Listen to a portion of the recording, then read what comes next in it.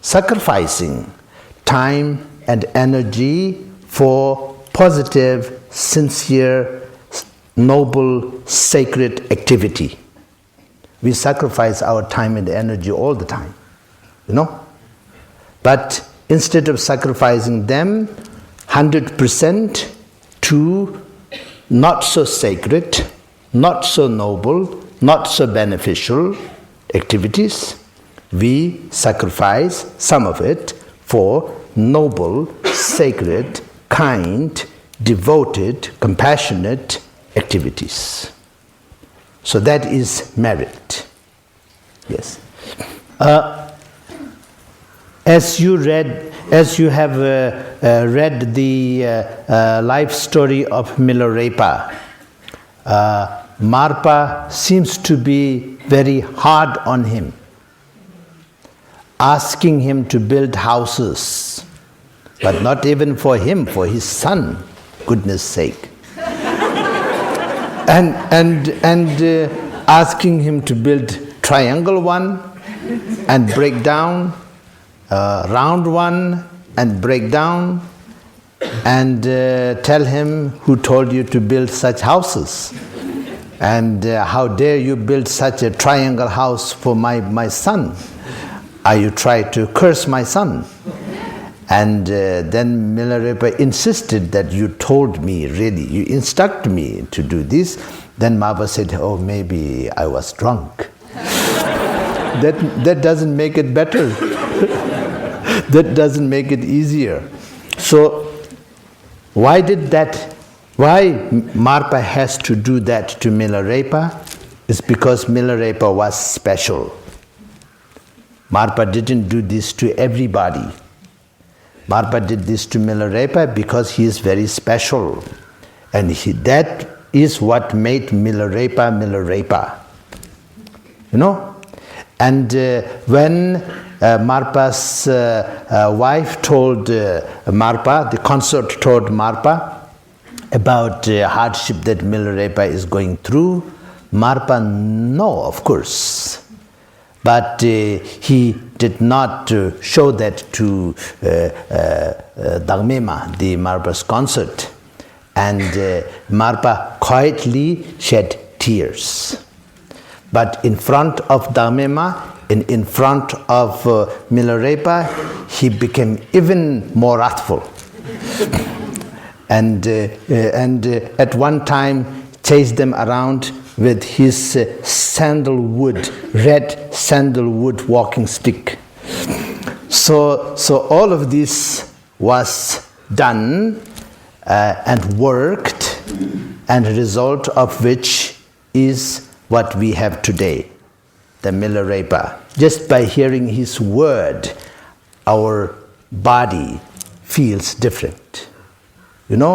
Just by hearing his name, we get inspired. And it is blessing. That is the blessing, because it is living lineage. In every word of Mahamudra teaching, the Milarepa's enlightenment is living in there. It is not broken up to today. So that is how Milarepa purified and how Milarepa accumulated merit as well as wisdom. At the end, enlightenment just manifested from within him. Even the ghosts and demons seems to assist him. And when they try to play mischiefs to him, it became wood to the fire for the development of his wisdom.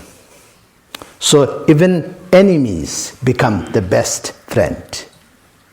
Even the poison become the best medicine, because that kind of merit and that kind of wisdom accumulation can transform everything. And Milarepa was transformed.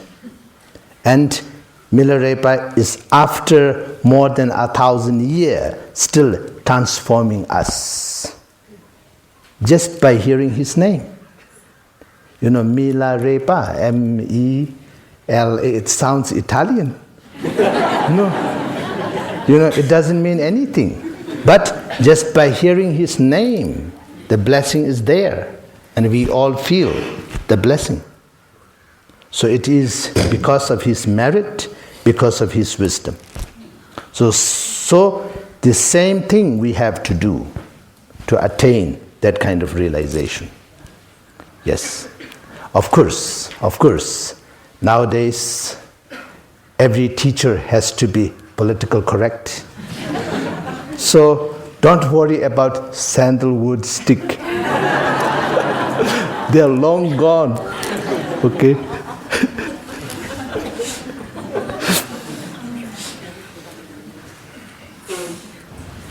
I don't have to worry about it, and you don't have to worry about it.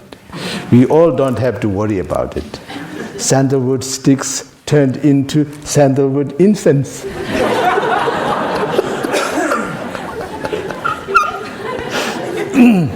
They are liberated.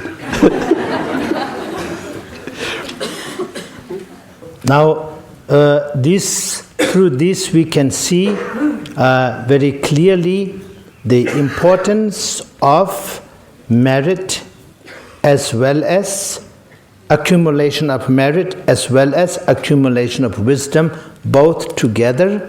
Then the realization step by step can happen. It is extremely important for both. Now, as a meditation practice, then Shine method and Hlakthong method can be practiced separately, but always based on the Shine.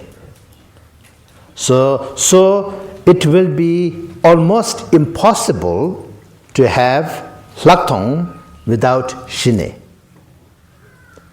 Hlakthong without Shine is like painting without canvas. It can be done, but very difficult. Very difficult. So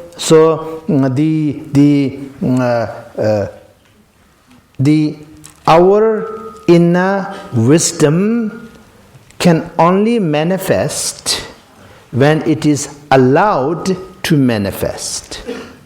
When we allow it to manifest. And that allowing, that space that we provide for it to manifest is the calm, abiding state of mind. And once we progress from there, then every moment of our well-being could become calm, abiding. And when Marpa was shouting at Milarepa, I don't think he lost his calm abiding. So he is shouting at Milarepa through his calm abiding peaceful state of mind, which is very difficult for you and me. If I shout, I shout. So, but once you reach deeper level and more profound level of Shine and Hlakthong, then we call it Shilha Sungju. That means the union of Shine and Hlakthong, merging of Shine and Hlakthong. That means you don't have to do Shine first, then on the Shine you do the Hlakthong. No. At every moment is Shine, every moment is Hlakthong. That is very, very high level of realization. In order to have good Shine, I have to have pretty good amount of time and pretty good conducive environment. Most of the time. Sometimes, it works in not so conducive places, but it depends on my mood. If I'm in good mood, my shine is quite easy. But when I'm in bad mood, very difficult. It takes time, I need space. So after good shine, sometimes I have very good lakthong, and other times I have second class lakthong. So the union of shine and lakthong is what great masters like Marpa have attained